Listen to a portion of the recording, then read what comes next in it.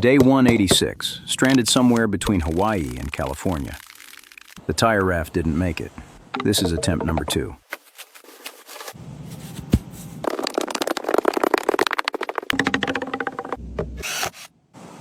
A container ship broke up out past the reef last month. Bottles have been washing up ever since, thousands of them.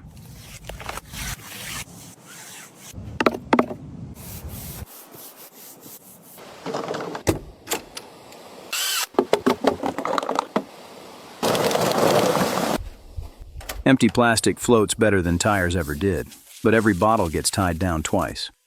I learned that the hard way.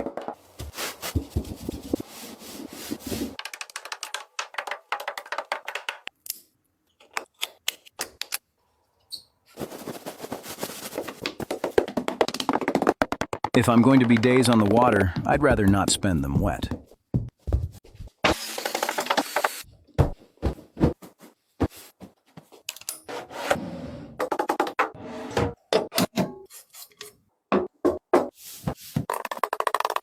Tomorrow I find out if she floats.